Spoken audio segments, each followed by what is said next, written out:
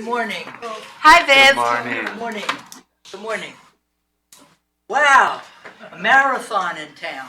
I think only the half is today, but I could Only be the wrong. half marathon. Well, it's good because I would have been Tomorrow a half will an be hour the later. So tomorrow's a full marathon in Philly, and we're here to do a different kind of thing, not even a race. Welcome. Thank you for being here. We've got, let's see, 6.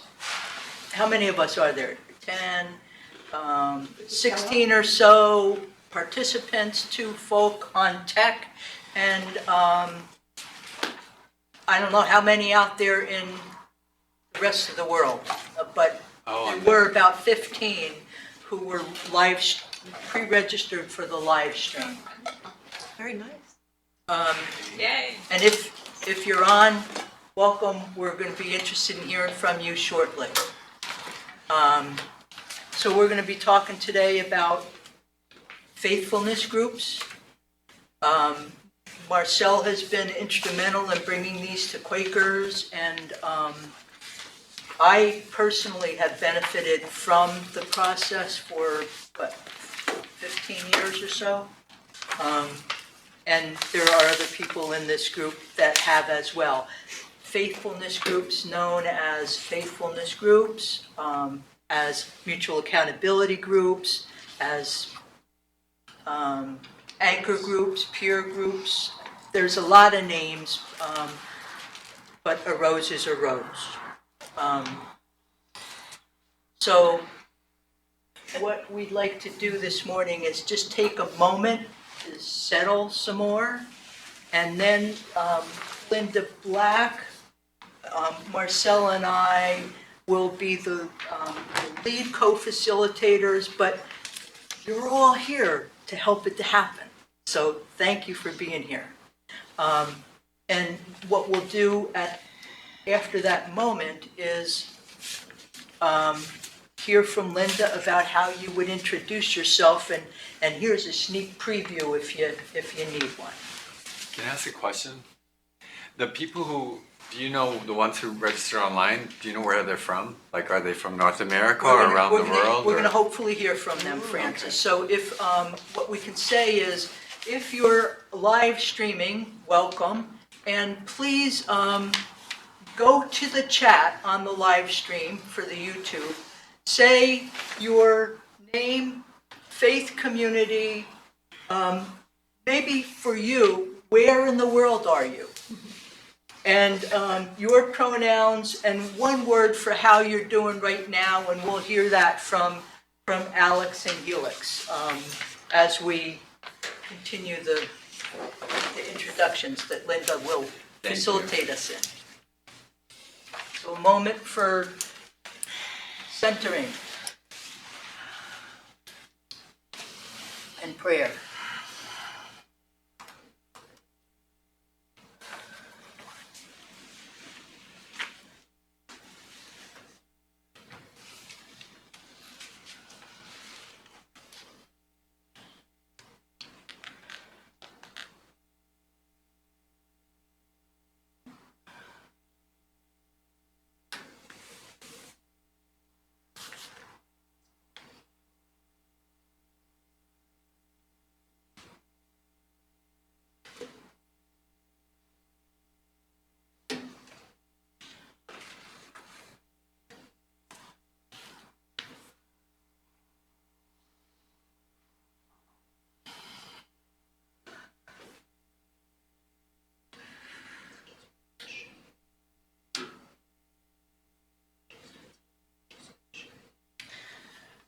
Thank you, everybody, and welcome. It's nice to see you all here, and welcome to the live stream, folks.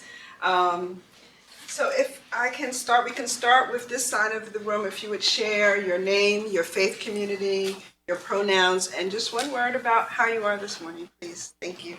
Good morning. I'm Francis Elling, and I attend Central Philadelphia Monthly Meeting and Ujima Peace Center worship group or meeting, and I'm a member of Unity Meeting.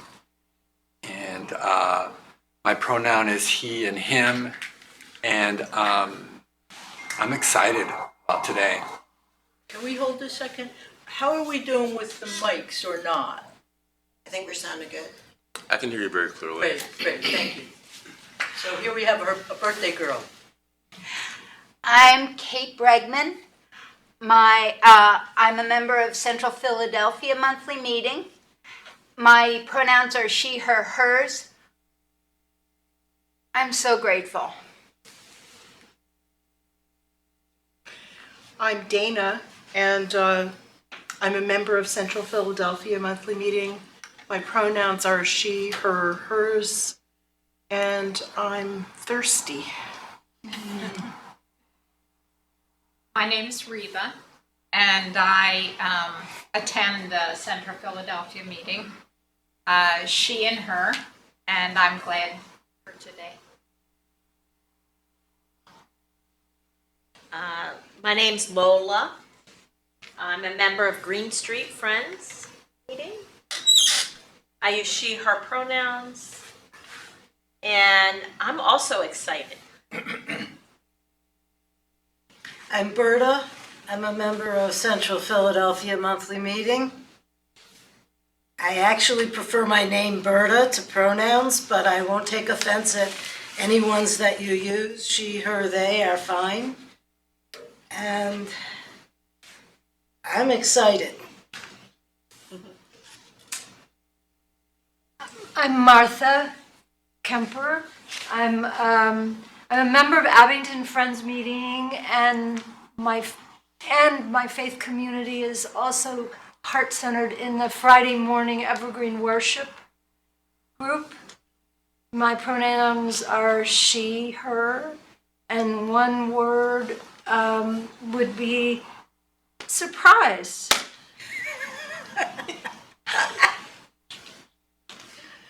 My name is Susan Shast, and I am a member of West Philadelphia Friends Meeting, which means that I worship there and also at Green Street. My pronouns are she, her, but I also prefer just my name.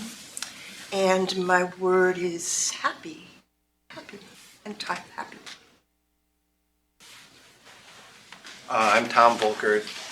I have to break the cycle here. I'm from a Catholic church, St. Vincent's in Germantown, and my pronoun is he and his, and I'm feeling grateful. I'm Joanne Seaver, Green Street Friends Meeting. My pronoun is she, her, hers. I feel receptive. Yeah, I'm Mike Edwards, and I used to attend here in Central Philadelphia, and I'm gonna start attending again, probably a few months. I just need a break from it, and him and his is fine. I'm Terry Hogger. I go to Swarthmore meeting. He and him, fantastic. And your word?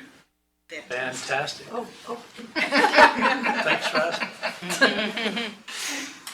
I'm Rita Varley. I'm a member of Central Philadelphia Monthly Meeting, and umpteen other things, but that's the one that's relevant. Pronouns, you can use anything that happens to you to think of. I don't pay attention to them. Word, receptive, open.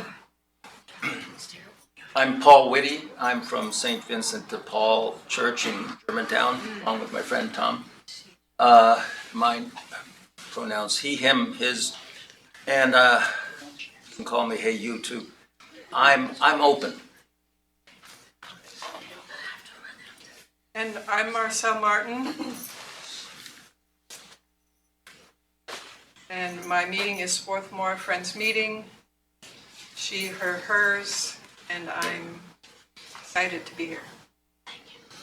So my apologies, I feel we should have introduced ourselves first, but my name is Lynda Black. I'm excited. My pronouns are she, her. Central Philadelphia and Eugene Friends Peace Center are my meetings. And I'm Viv Hawkins. just having welcomed Diane, who is, was also delayed due to the traffic.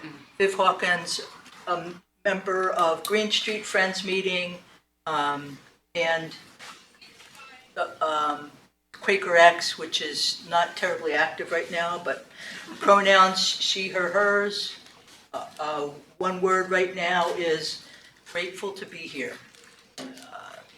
So just for the live streamers, I've mentioned the marathon a few times. This morning I dropped my partner off in South Philly, which is a 15-minute ride, except if the marathon is there. So I arrived about 45 minutes later and apologize for the late start. Might we hear from Helix and Alex, who would introduce themselves? They're here with us as part of Bonfire Collective, Media Collective. And your names and pronouns? I'm Alex, he, him. We're from Bonfire Media Collective, which is a new media co-op that we co-own and work at. We just got named by the Philadelphia Area Cooperative Association as Co-op of the Year. Pretty great. This is a great event. I used to work at AFSC upstairs doing their social media, and it was the largest account I ever ran. Well, largest 5 accounts I ever ran. It was pretty cool. It's yeah. Thank you, Alex. Thanks. I'm Helix. I work with Bonfire, though I'm not a cooperative owner. My pronouns are they and them. Great. And you have a word? I'm here. There you go. And I'm grateful that you are. And Helix, could you help us and see if there's anybody on the chat that... Yes, we've got a whole bunch of comments on the chat. Great. All right, so we've got Mary Tierney. Good morning, I'm Mary Tierney, they, she, and a member of PYM Young Adult Friends Community, and I'm a floating Quaker, but attend West Philly meeting when I'm able. Paula Palmer, Boulder meeting, INYM. Glad to be able to join you. Intermountain Yearly meeting. Warm greetings to all. Yeah, there's some abbreviations I'm not gonna know. Okay, we'll get them. Cool. Maybe. Connie Webster. Hi all, I'm Connie Webster, she, her, member of Salisbury MM. Happy to be amongst you all, even though online. Jean Isbel Shin, or Jenny. Jenny, great. Jenny, joining from West Tisbury, Massachusetts, most likely with you all for the beginning. And a member living at a distance from Mount Toby meeting of NEYM. New England Yearly meeting. And Connie Webster joining from Lenape territory. Great, wonderful. Thank you. Thank you. So we're in the room. And what Marcelle and I would like to say a little bit is that she and I and Lynda use different language for this stuff. So pick what works for you and listen in tongues, as Chris Ravendell, a teacher at Kendall Hill, used to say. Listen in tongues. Is there more that you would like to say at this time, Marcelle? Okay. So what we've got on this morning's agenda is a little conversation of people who are experienced with the particular model that we're going to be teaching today. And that would be Lola, if she's willing, and Martha, if she's willing, and Lynda, and Marcelle, and myself, having a conversation about how has this been meaningful to us. So we're giving you the why of the what.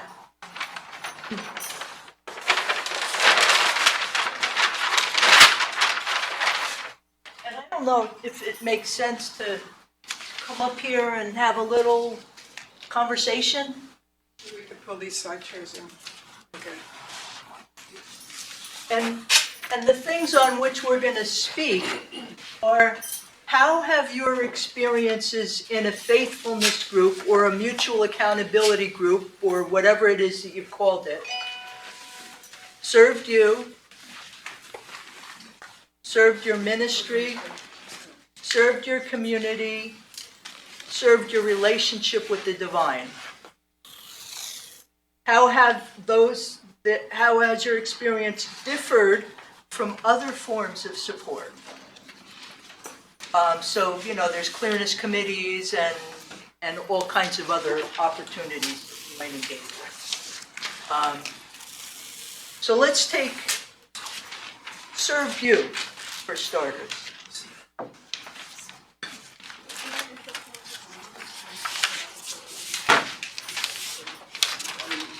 Okay, so just for the folk in the room, the chairs behind the blue tape are not being filmed.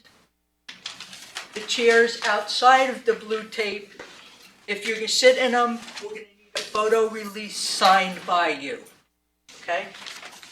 Because this is gonna be used, it's going out right now, and it will be recorded and shared in that way as well. So, how have your experiences in a faithfulness group, mutual accountability group served you? Who wants to start?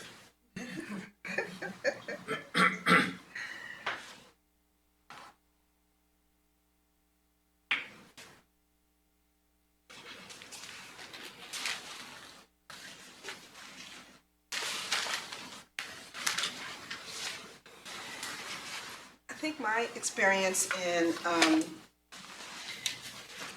a mutual accountability group has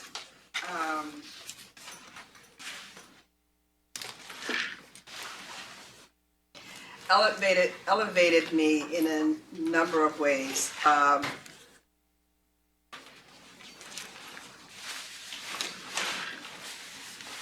have found a great deal of intimacy in the format of our group has provided. An intimacy that I was not able to experience as much in either of my faith communities, actually.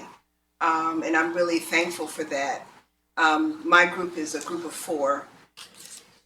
We call ourselves Mutual Accountability Group.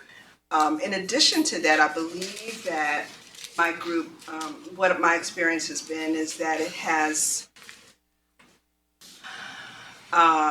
helped me to really clarify some very important directions that I needed to take. And those items were spiritual as well as professional for my work life.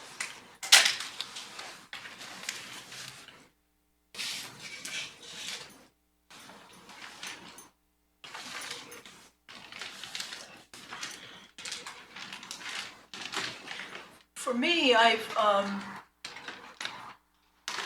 found it to be a blessing to have people walking alongside of me and walking alongside of others as we attend to our faithfulness.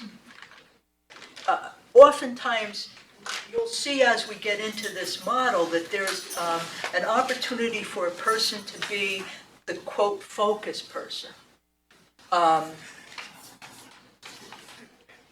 What amazes me is how much I learn from what it is that I ask the focus person. Is that a question that's rising in me?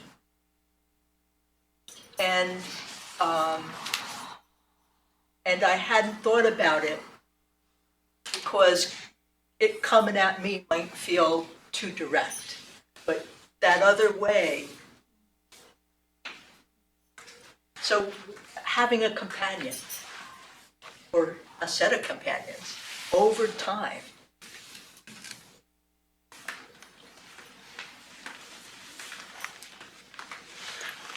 I think that's the biggest thing that's been helpful to me, is having a set of companions over time who get to know me and I get to know them, who can say to me, hey, gee, Lola, you're stumbling at this spot here. I remember 6 months ago with this other situation, and this looks like the same dynamic, and oh, right, that's a place where I get stuck spiritually, or I get afraid spiritually. That same thing comes up. Right, and it's a whole lot easier to notice those things over time, or the commonalities and the threads, when you journey with other people. So I think that's how it served me the most, is that the ongoing relationships allow me to be even more vulnerable with people and really talk about what's going on with me spiritually, not just what's polite to talk about. So there's that. As far as my ministry, how has it served my ministry? I think before I ever entered a mutual accountability group, I was like, okay, yeah, of course these people are all ministers, but I'm just like here in support, because it's like I'm not, that special.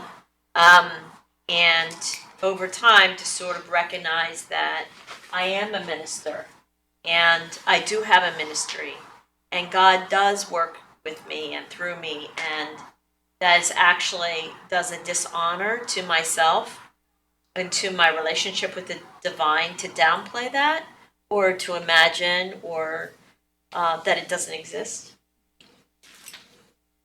But that was a really big step for me to stand up and say, yes, I am a minister of God.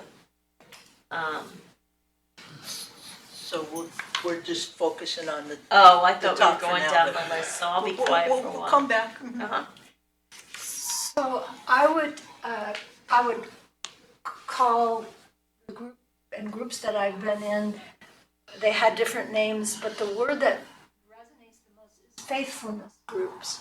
Because for me, just the reminder of why we meet. We meet as a faithfulness group to discern the will of the spirit, for me anyway, the spirit, where am I being led, or where am I needing accompaniment, and seeing in my experience, seeing the faithfulness of the other people to their ministries it was a huge learning experience for me, and always just reaffirming, reassuring, am I sort of echoing what Lola just said, do I have a ministry? Am I really listening to spirit? And then the affirmation that I see, both by the example of the other people, but also by what they see in me.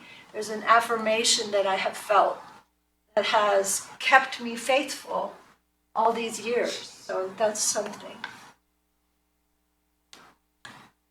And I found that the faithfulness group has allowed a spiritual intimacy that I just, at a level that isn't possible in a larger faith community. I mean, my faith community is very important. I get a lot of support from the larger community. But in this small, intimate group of people that I meet with again and again over years, I can really explore in a deeper, really intimate way how God is at work in me.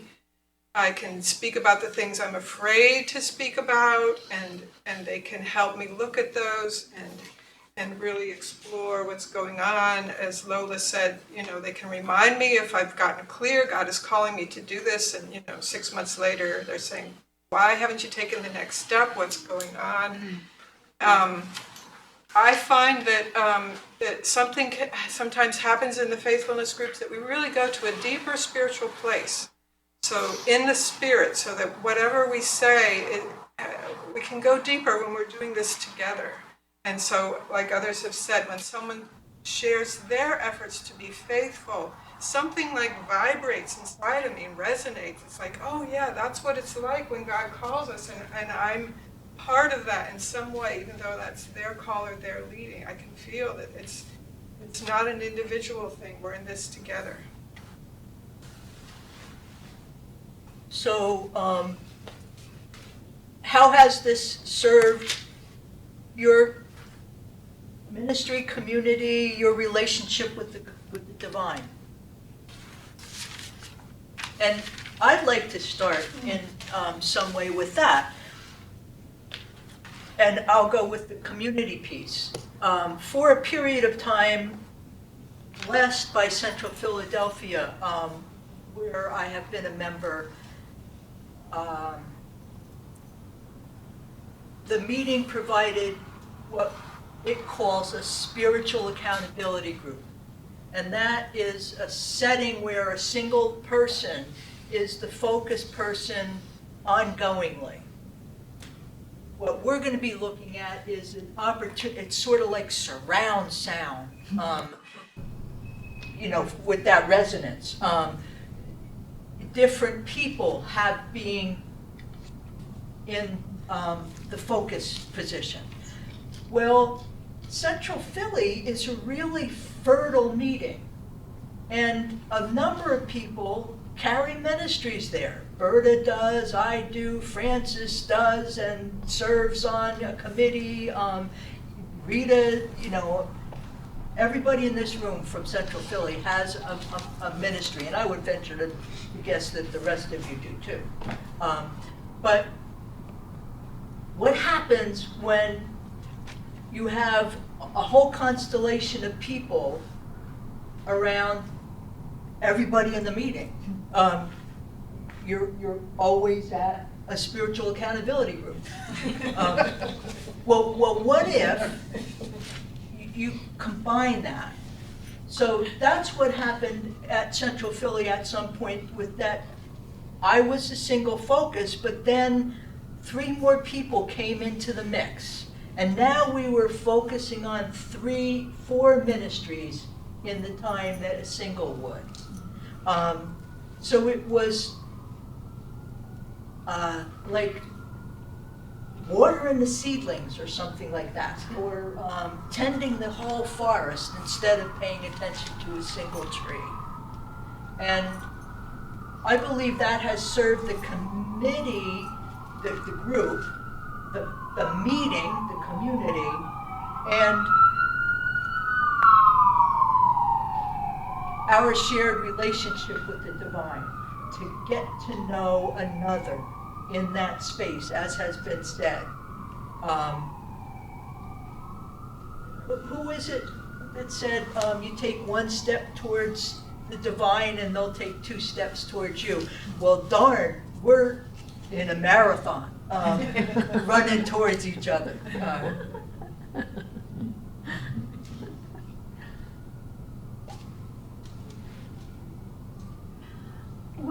What comes to mind first when you asked this is an example when I was at first the focus person. I had this little germ of an idea to create a play based around an experience of mine that was a traumatic experience of rape. And it was very frightening in the beginning, to even imagine that I was really going to do this play in front of people. And I had this group of, like, it was just like exploration, but it was a spiritual, faithfulness group. And really, because of what I saw reflected in them, and their faith in me, and their affirmation that this could happen, and that it would be valuable, and that I was being faithful as I followed this project, it emerged, and I was able to perform many times, and what I feel the value was that people, I performed occasionally at women's shelters or places where the topic was particularly relevant, and I was thrilled to perform, and I was not, I was more than a survivor, and I feel like that was the gift to the community of whoever saw the play, saw that I had really come through this experience, and now I'm here. And that was very much, supported or engendered by the accountability group that was there. Now, as we went on, we became, as Viv is saying, a mutual accountability group. And I feel like the value to the community, to my meeting, is just, I know the experience of being in a long-term accountability group and how deep the connections are in those people and how much love there is and how it's kind of, to me, like the most precious use of human beings, or like that accountability group is like the best little way for humans to relate to each other. And I testify. That's the value. Amen. Amen.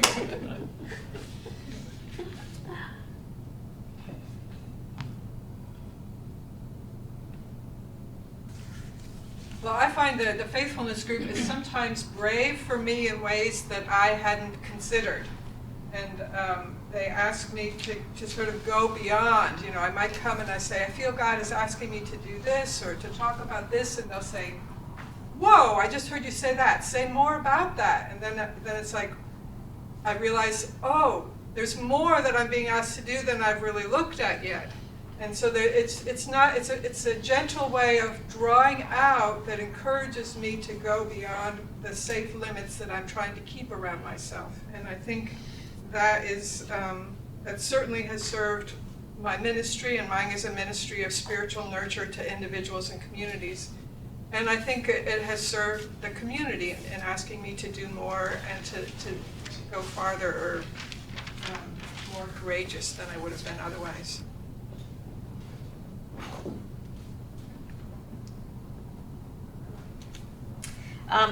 For me, it's all about reciprocalness in relationship. So mutual blessing is another way I talk about it.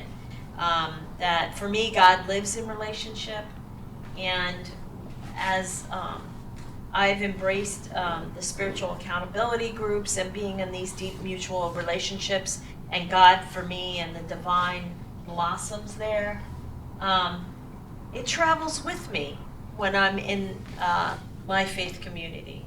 And so I can meet someone at social hour and ask them how they're doing, and they talk about a little kernel of an idea. And I get like really hooked on drawing that out of them, like almost having a little bit mini mutual, like really, and playing with the edges of that as much as, you can't sometimes go too deep when you're in a public setting. But I know that I've had conversations with people where they go, wow, yeah, maybe I should look at that a little bit more. And I go, yeah, maybe you should. Let me know if you want help with that. I can, because it's just, there's a delightfulness to it for me. And I think an infectiousness in how I feel communally with my faith community, with each other. And I know that my relationship with the divine just keeps getting deeper and deeper. In the interest of time, I will just say that much of what others have expressed has also been my experience. And just very quickly, I'll say that it is the accountability piece that I really support from the people in my group. The questions that I'm asked, the deeper diving that they're doing with me has really helped me to step a little bit more outside of my comfort zone, which of course serves my community and enhances my relationship with God and and certainly improves my ministry. So how does this differ from other forms of support that you may have received? And I can imagine, clearness committee, therapy, what is that, RC stuff? Peer counseling. Peer counseling, or what is RC? Reevaluation. Co-counseling, right, reevaluation counseling, confession.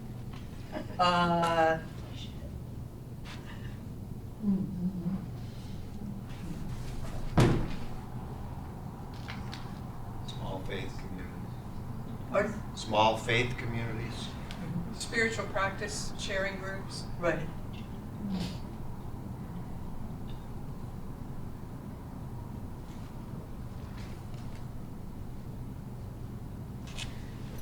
I'm Diane, and I've been a member of the Spiritual Accountability and Faith Group for 15 years. And one of the things that wasn't touched on that's so vital for me is that we can get into worship fast, deep, and really meaningful.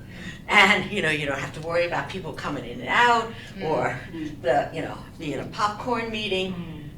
It is wonderful, okay? It always leaves me with a full cup. Wonderful. Thank you for adding that, Diane.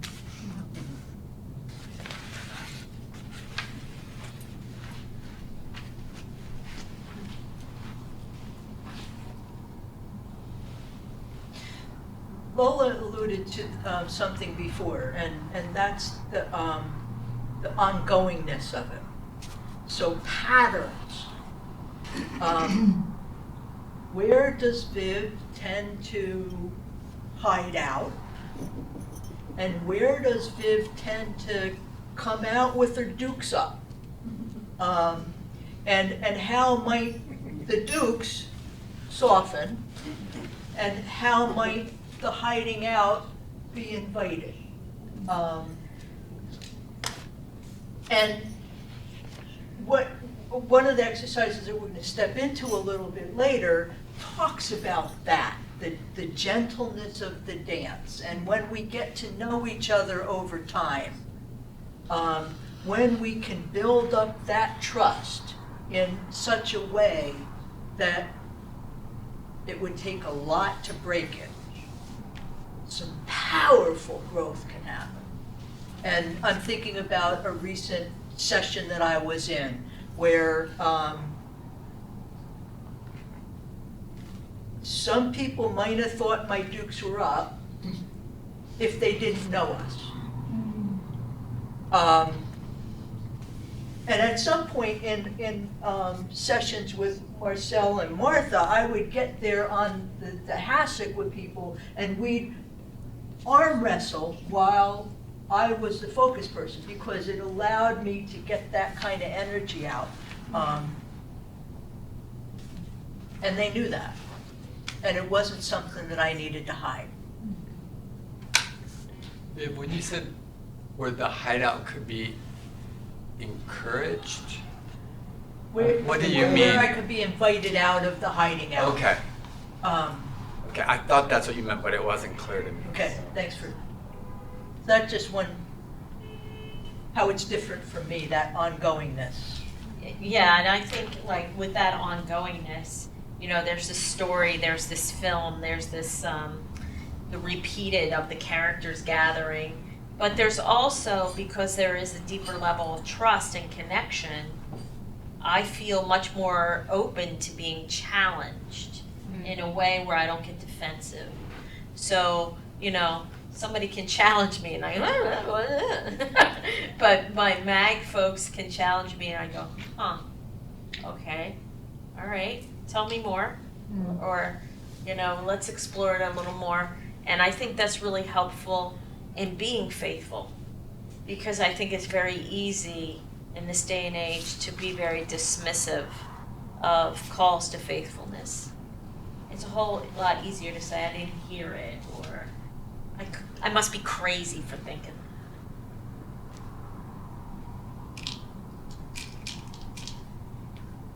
Dana? A meeting that I used to belong to for several years was really exploring the model of spiritual friendship.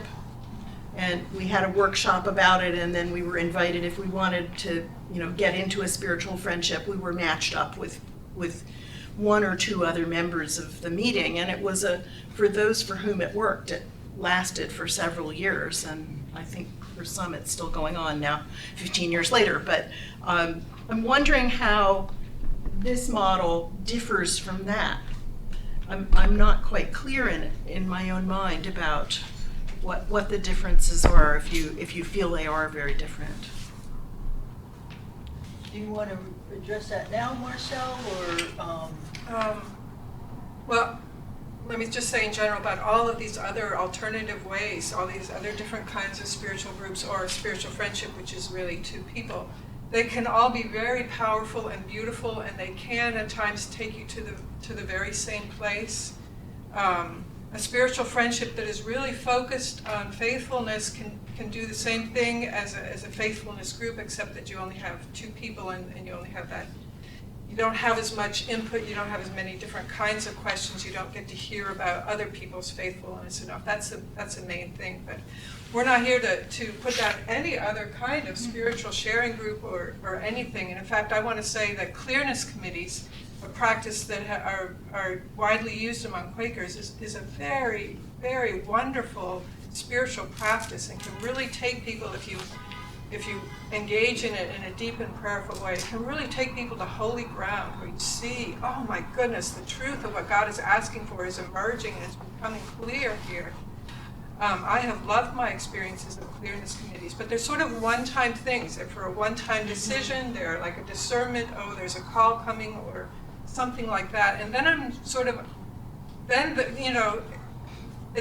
it's not, the discernment isn't over once you get clear about what the call or the leading is, that what God is asking of you, because God wants to accompany you step by step. The discernment has to happen each step of the way. You'll encounter obstacles, inner obstacles and outer obstacles that you didn't expect.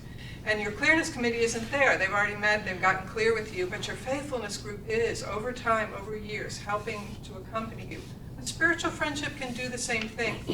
One of the problems that sometimes comes up in a spiritual friendship is that people forget the focus of the spiritual friendship.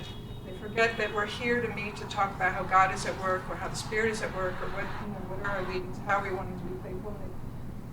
Oftentimes a spiritual friendship, they'll get more chatty and talk about other things, and sometimes the focus gets lost. But sometimes it doesn't, and sometimes it can really serve quite a similar purpose as a faithfulness group.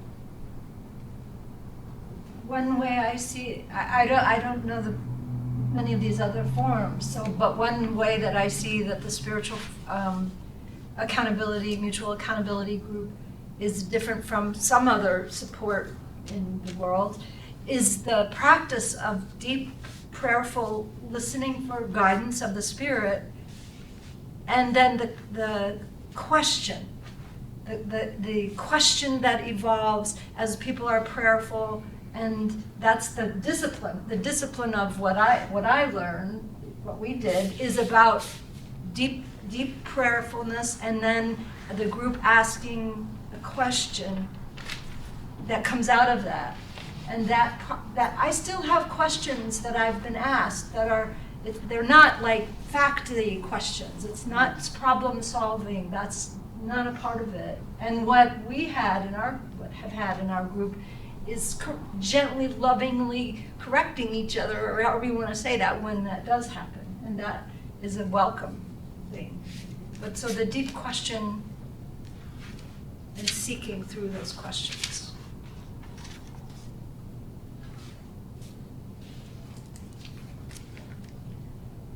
Good. So is there anything further here before we move on?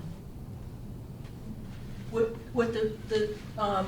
we're looking at today is now moving into talking about listening in the way one would in this kind of a setting. One might also do that in that spiritual friendship or in other settings, but making sure we're grounded in that. Talking a little bit about questions. in this kind of setting. Martha just referred to those, and then moving on to, you're doing some of that, listening and questioning. Marcelle will then talk about the process as it's outlined and as we've all used it, as you might as well, as is indicated in her newly published Guide to Faithfulness. And then we'll break for lunch. After lunch, we'll do a demo, and Martha has agreed to be the person who would be the focus person in that setting. And then we'll have you break out into groups and get in the water, do a faithfulness group, and have that experience. We'll debrief it, talk about who wants to continue going forward and what kind of resources would be available to you, and then we'll probably be able to get home without any trouble with the marathon. How does that sound? Good. Great. Good. Short Right. lunch so we can get out of here. I mean, I'm serious. What's that? Traffic is not kind. Right. It'll be better later. Yeah. They'll be finished running. The race is doing what it's doing. Good. So Marcelle, I think we're going to hear a little bit from you at this time about listening. So thanks to those who joined us in this fishbowl conversation. I'm going to say a little bit about listening. Listening, or deeper listening, is the key, the most important practice in faithfulness groups, and I would also say in clearness committees, and probably in spiritual friendships. The listening that we're talking about is the listening you do with your ears, actually hearing what someone is saying, but it's also about an inner listening, or in that case, the listening is a metaphor for a certain kind of attentiveness.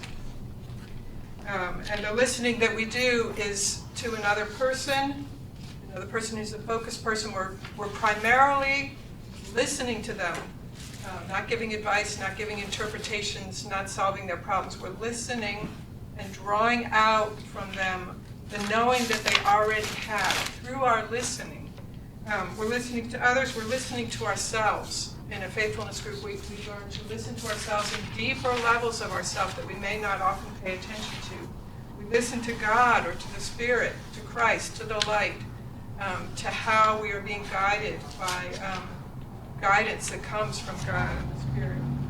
And we're paying attention to what some might call the field, to the state or the energy that we're in, the larger space. So Quakers, when they get to a sense of being gathered by God as a group, we call that a gathered meeting. So we're paying attention to what is the sense of how we're all present with the Spirit. I want to say that when I was a kid in elementary school, I learned that human beings have 5 senses. 5 physical senses. And it's taken me decades to really know that we have a lot more senses. The spiritual senses that I never learned about in kindergarten or even in college. We have an inner hearing, we have an inner seeing, we have a heart that is receptive to inner kinds of knowing. We have a kinesthetic knowing, that we can sense things in our body. We might talk about as energy, or we might talk about as the presence of the Holy Spirit. But we have all of these senses that are not encouraged. We're not encouraged in our culture to pay attention to these senses, and yet these are often the way that God speaks to us. Not the only way God speaks to us, but one of the things we do with our listening is encourage one another to listen in those ways, with those inner senses. How is God speaking to you? How are you being moved by the Spirit? Paying attention to those things which we can all sense, which is our birthright to be able to sense. And in the ways that we listen to each other, we can invite each other to pay attention in deeper and deeper levels, both individually and as a group. And so that's what we're going to be practicing today. And from the questioning standpoint, how many of you have done that true-false kind of a game. How does that go? Truth or dare? Yeah, well, maybe that's not it, no. It's kind of like, you have, trying to find something out about somebody. So you say, you have a sibling. You want to find out about their family. You have a sibling and they get to say yes or no. 20 questions. You have more than one sibling and they get to say yes or no. You have a brother? No. All right, now you know that they have 2 sisters. What if you were to say, tell me about your family? It's not a question, but it gets a whole lot more information than yes, no.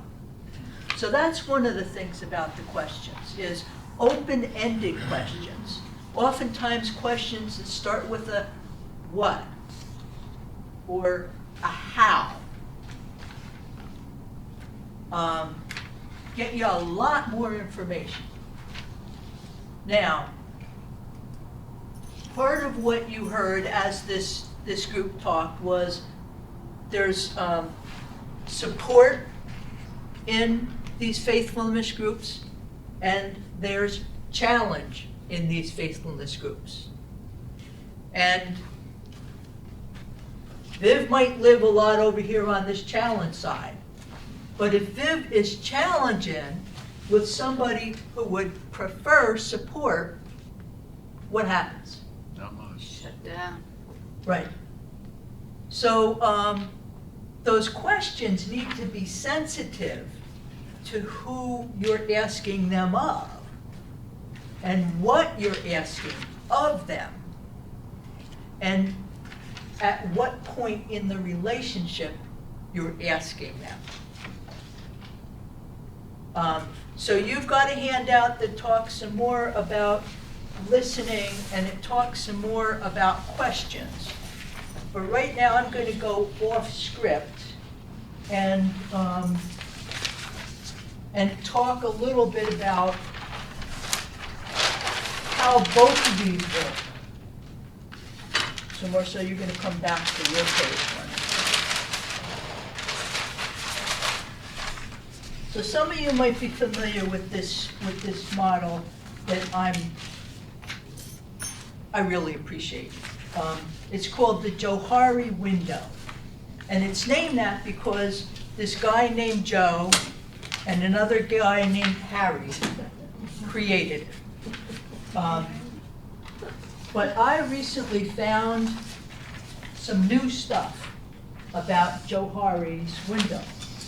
And I think it's really pertinent here. So you've got basically a quadrant model. Those are my favorites. And you have here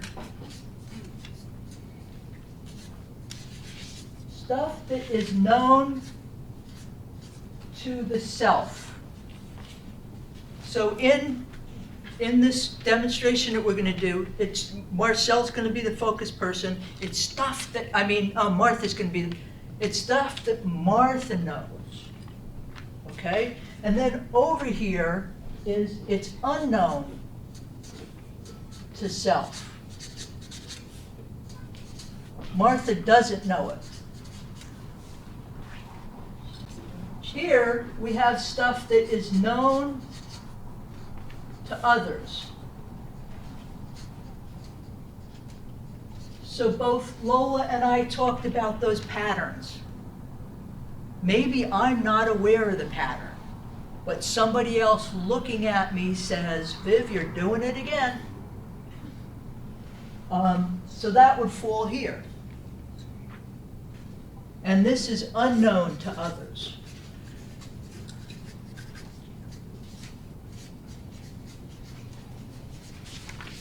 Okay. Everybody knows this. Martha knows it, Lynda knows it, Marcelle knows it, Viv knows it, Lola knows it. Not too terribly interesting. Necessary. Well, maybe it is, but it's not going to give us new ground.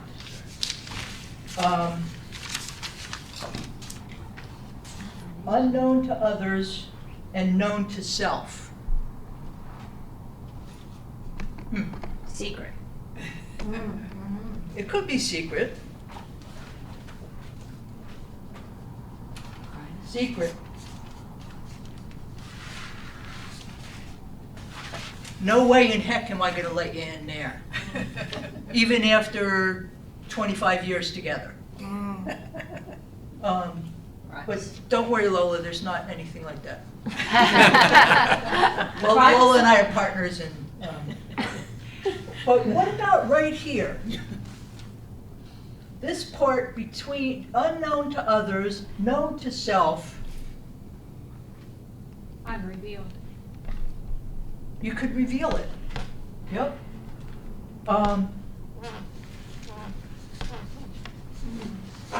And how do you reveal it? You reveal it by telling your story. So there we've got tell. Now, as you can imagine, these other quadrants have a similar kind of compartmentalizing. And this is stuff that's the part that is like magic for me in this model that I'm sharing with you now that I didn't know about before. Right here, imagine that I'm using a word that is like blind area, but isn't, what do they call that when you use a word like that and it's Johari? And ambiguous? No, it's not. Ableist language. Ableist, right. What is an unableist way of saying blind area? Unaware? Okay, good. All right, so this is the area in which the person is unaware. In this case, you know, when we go into this focus, Martha is going to be unaware of this. But by asking a question,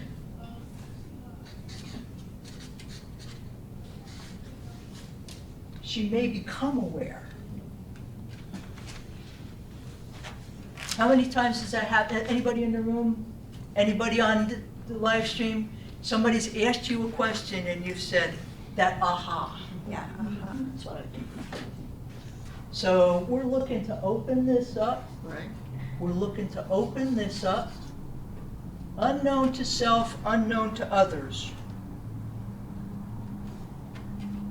You think there's anything we can open up in there? I think so. In a spiritual friendship, sometimes it's like 2 or 3 are gathered in my name, and it feels like there's a third presence of consciousness, and it's like, and both of you are surprised by what came out. Great. Yeah. So that can happen in a number of ways. It could happen by, let's say I were to ask a question of Rita, and like she just did, she lights up. And I could say, Rita, you just lit up. What was that about? Here we have others' observations in a new setting.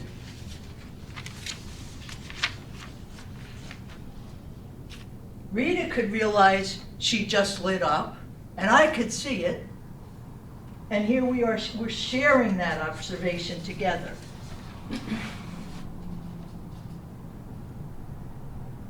And here, it may be that Marcelle referred to that resonance. I'm not going to see that from the outside very possibly, but Marcelle is going to know it. Ah, that is what happened there. I also thought the example Lola gave, that, you know, when you're in a group, sometimes asking the question actually answers a question for you that you didn't know existed. To me, that fits in that area. Right, right. So here it's self-observation or discovery. So look at all of this space. Question. Is that more new information or is it more remembering? It could be new, it could be remembering. But in a way, remembering is new.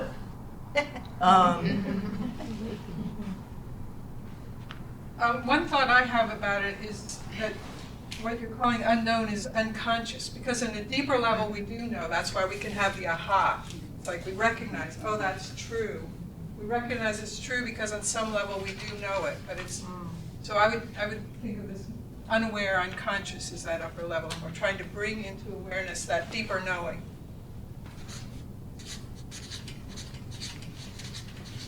Good.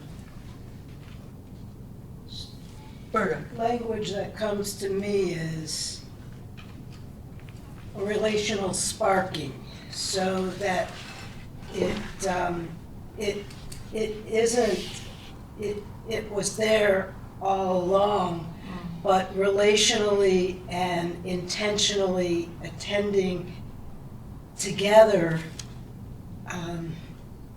allows it to come forth. Great, great. So now what we want to do is give you an opportunity to do in pairs this listening and that questioning. But remember what the questioning is asking about. The purpose here is to draw out the person on a spiritual level.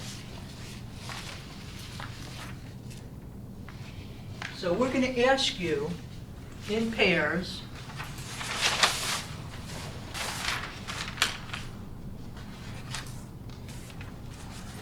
and I'm going to update this because we have a marathon. So I'm going to ask you to step it up, and in 5 minutes,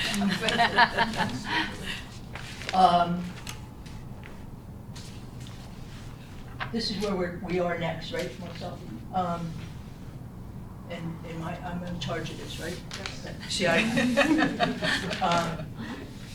So we're going to do in pairs. That's what dyad means. You're going to get with somebody who you don't know very well. And you're going to, one of you, who's going to be A, and A is going to be the person with the shorter hair. I was thinking it would be the person with the bigger tattoo, but I didn't want to have to. So the person with the shorter hair is A. They'll go first. And they'll say, to me, faithfulness is. And then you'll share on that topic. And these are just prompts in case, like, nothing comes to my mind. What am I supposed to talk about? How does it feel physically or emotionally? What does it look or sound like?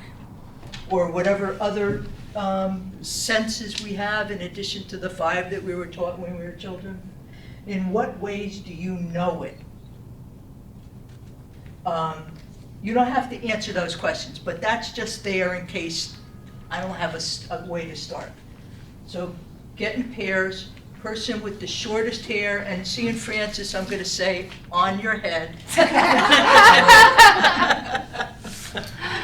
Oh, yes. And 5 minutes, and we'll keep track and let you know when you're going to change, and then the person with the longer hair will do that. While the person with the shorter hair is doing this in the first round, the other person is going to listen. Marcelle, did you talk about 3 ways or 4 ways?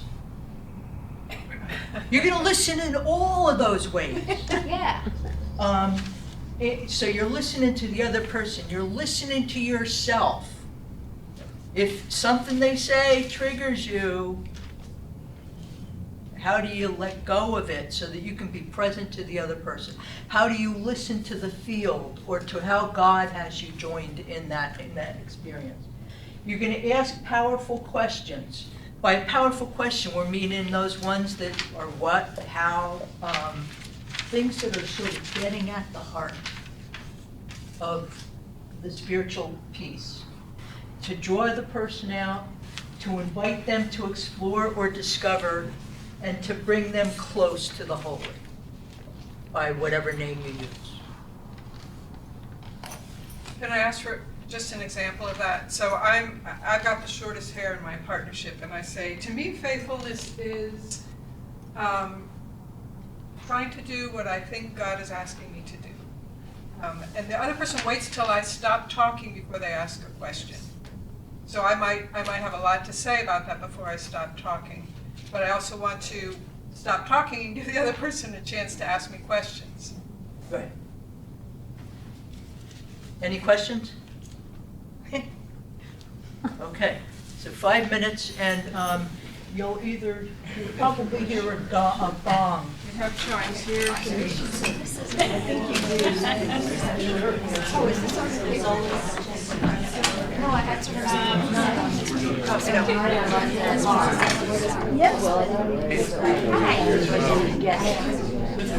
I'm Kate. Are you comfortable on the floor, or would you prefer Or in a chairs? chair. Let me bring my chair over. No, I'll Okay. And then I'm gonna add my mom's horrifying caveat in raising that. Here they don't do the announcements.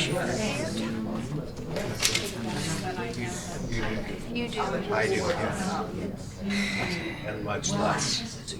You wouldn't have We'll work on it. Yeah, why don't you, and then we'll figure out. Yeah, but I thought, she said, Okay, we got it. it's the end of the month. We'll get this. Okay. Okay,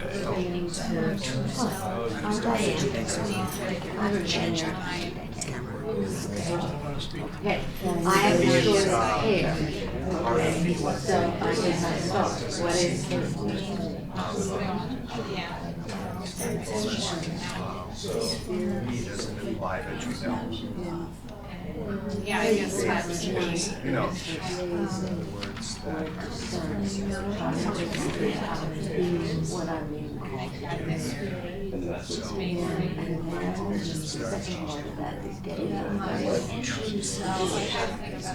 Right now, so I'm not sure when the show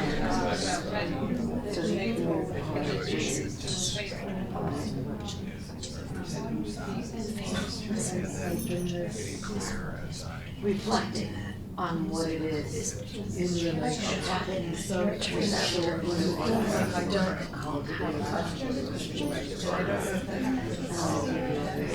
you know, so we just,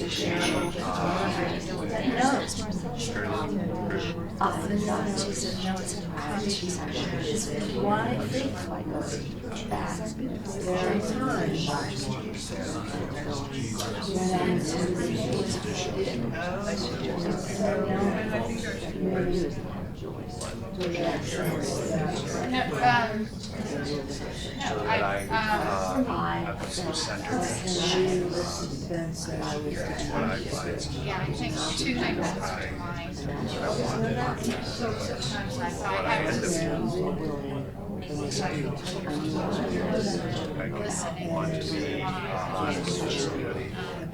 since I come from this phrase, shall listening my ears.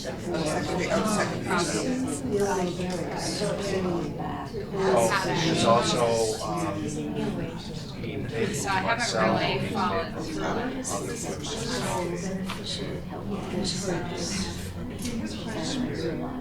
I always and then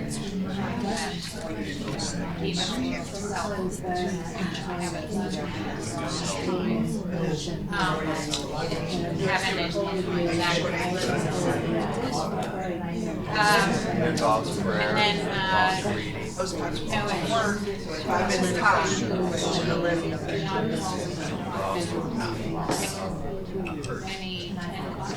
many Johari resonates difficulties like that. So all of those patterns are trying to be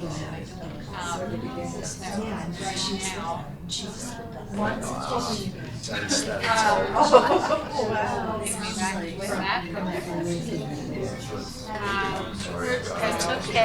Take me back with that. That's okay. Well, back to just in the edit, that's what I have to say. is I'll just probably okay. week to eclipse. Sometimes I'm excited and I'm curious because it was about saying, I really sense the argument. What is a lot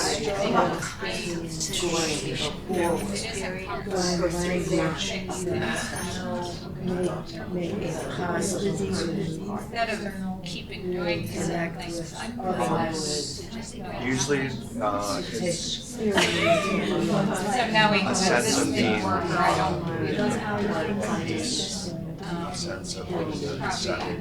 It could be a sense of, there's something hard, it's, could be a difficult thing that I didn't do, but it's that I know what I can do.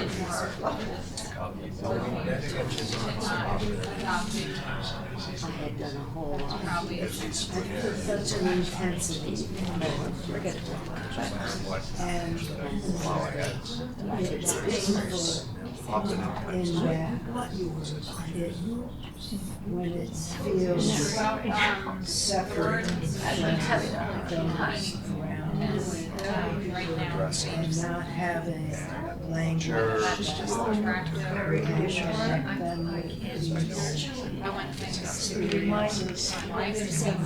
Remembering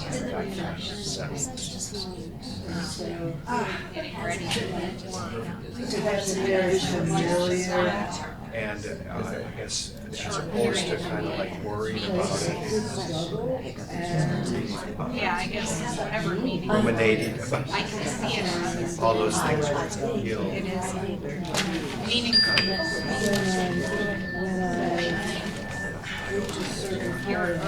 So it's time to switch to the next 5 minutes for the other half. Okay, so you're changing, second person? And I understand that you folks are talking to each other, that's terrific.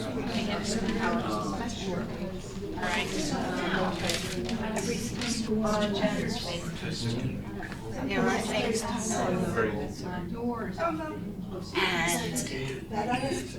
I know God is both at work and my experience. I can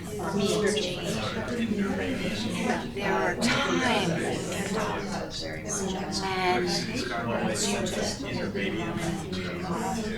I can feel that connection with God, and that's when I know and that's when I know I'm but often it has to do with starting on a path and then saying, well, okay, well, I guess I'll just keep going.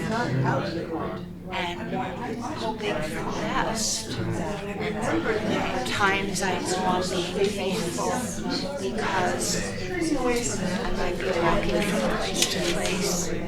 And my biggest thing, I'm walking around and when I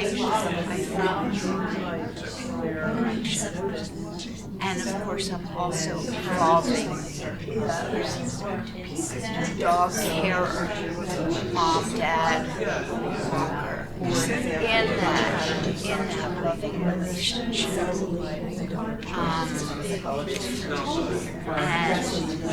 when I'm walking out in Island,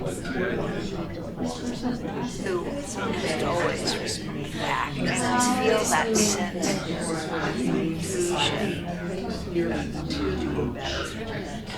There are times I know I'm being faithful because I am being called to use my patterns I've experienced. Yeah, so And those times when I very comfortable with the fact that this might be like this week. And I accept, but I also and pain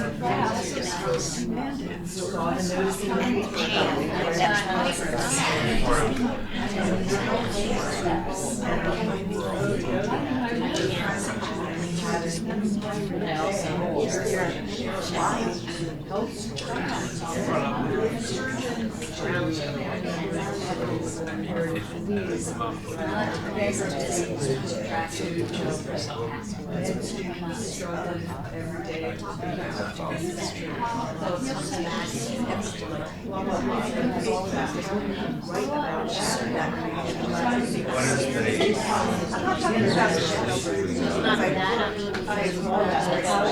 okay, I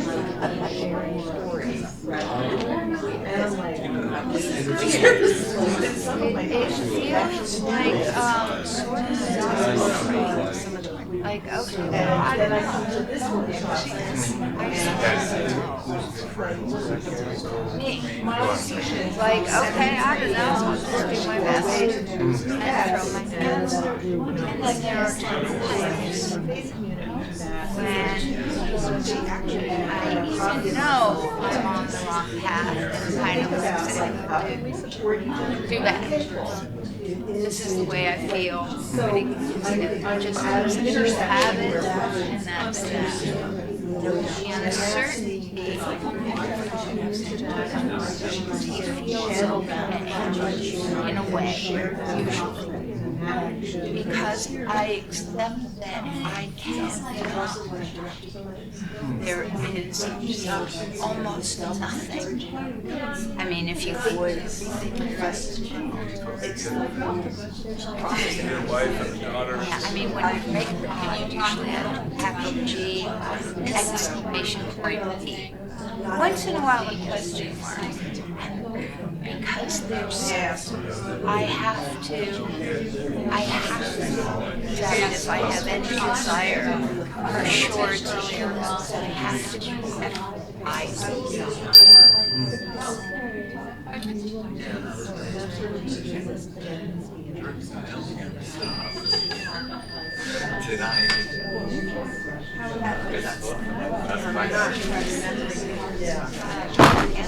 Their job. That's right. I don't know. You see what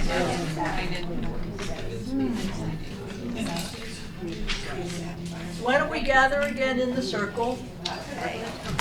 And what Helix tells me is that the people on the live stream have been chatting with each other. I'm grateful to know that, and I hope that there's some warm relationships developing there as well. May I suggest that we bring the circle in a bit? If there's space to do that? Why don't we do it after? Okay. Okay. After lunch.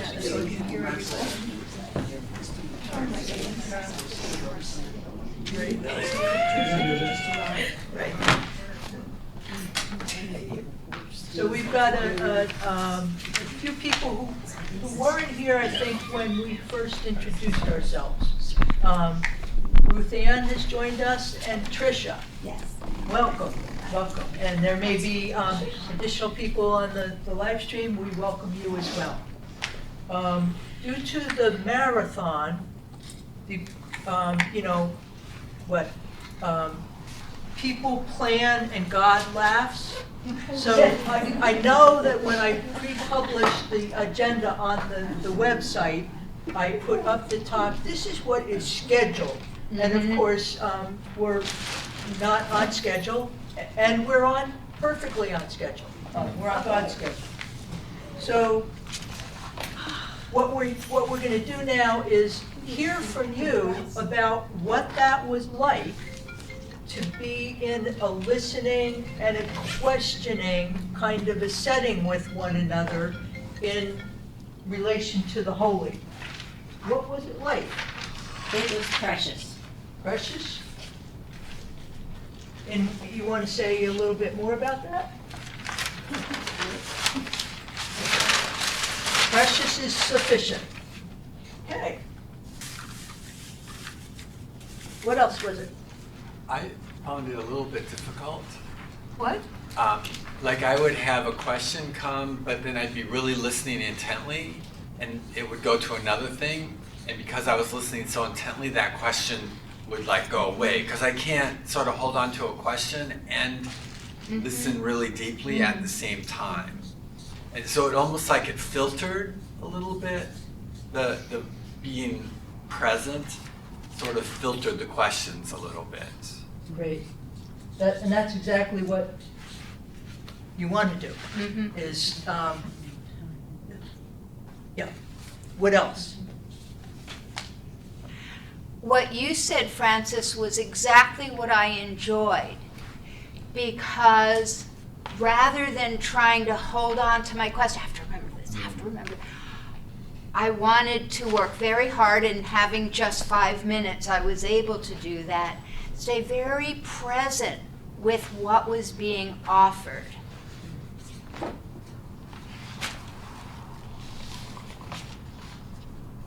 Were there ways that was, that you were helped to do that, Kate? Just because I happen to like listening, I suppose, and I've recognized it as one of my gifts. Okay, great. I would say my tendency is to formulate questions, to be doing that as I'm going along, so it's in line with what she's saying. But if I were more patient, the question, the urgent question would come up, not just the questions I was trying to come up with, but the urgent question would just present itself. Okay, so there's two approaches: to formulate it, to have it come inside of us, and the other is just to let it rise. Like the cranberries in New Jersey. Yeah. What was that term? Emerging? Or I couldn't hear it, the question. Less. Right. Paul, what did you call it? Emergent? You said let it rise, I said, yeah, let it come to the surface, let it just automatically present itself. Without your trying to figure it out. I don't know how best to say that. So there's that listening. There's listening in two different places, maybe. Right. And there's that when it seeks from the head to the heart. I found I wanted to take notes while Martha was speaking. I didn't, but that made me very nervous, which made me lose listening until I could focus. Okay. So, so you didn't? I didn't take notes, but I wanted to. And the wanting was in order that? I wouldn't forget.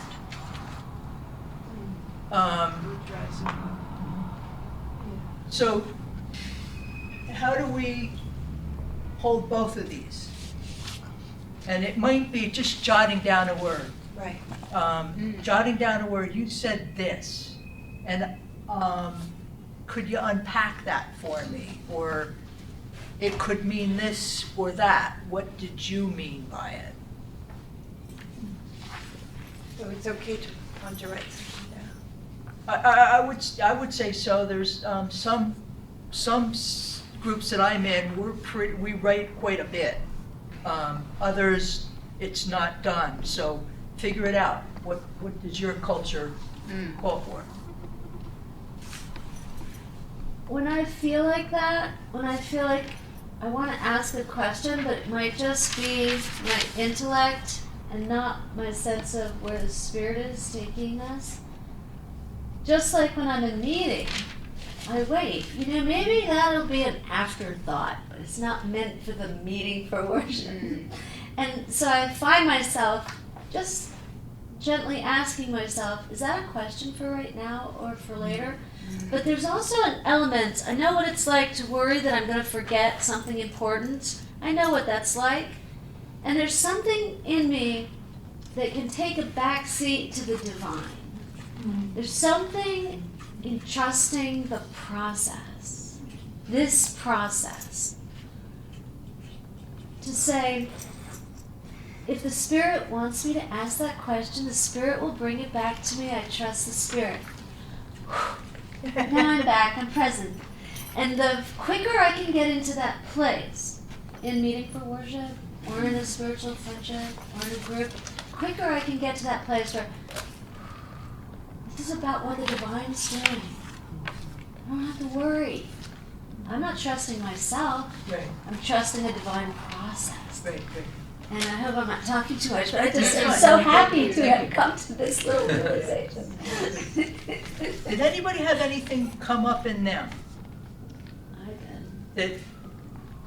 that you wanted, yeah? In the listening, I found it valuable. I appreciated the question. I appreciated the question, what is faithfulness to you? Because, you know, we had to jump right into it, and I really didn't know until I heard myself talk. Mm-hmm. And my partner listened very carefully and was right there with me, and so I elaborated on it, and that was so I learned something by being listened to so carefully. And then when my partner was explaining how he understands and lives faithfulness, I learned a lot too, and could kind of listen into his story, and it was almost like vicarious experience. Right. So it sort of, I felt enlarged by hearing Wonderful. My partner. So you heard not only yourself, because somebody else was listening to you, but in your listening, you heard a larger whole. Where was that thing? The Johari window. A little bit of that going on. Good. Yeah, and I had no questions really. Actually, I never stopped. I wasn't thinking about needing to stop. Like all these thoughts came to me about what lets me know when I am or am not being faithful. So That's fine. that was really on me. That's fine, that's fine. You don't need to stop somebody in order that, if they're on a roll. But I want to say this. It didn't matter if I asked a question. If I felt that I'd done my job just by listening really carefully. And it sounds like that's exactly what. Well, she also said that she would have questions and I would answer them. Like I was answering the questions she was thinking without asking them. So there might have been some of that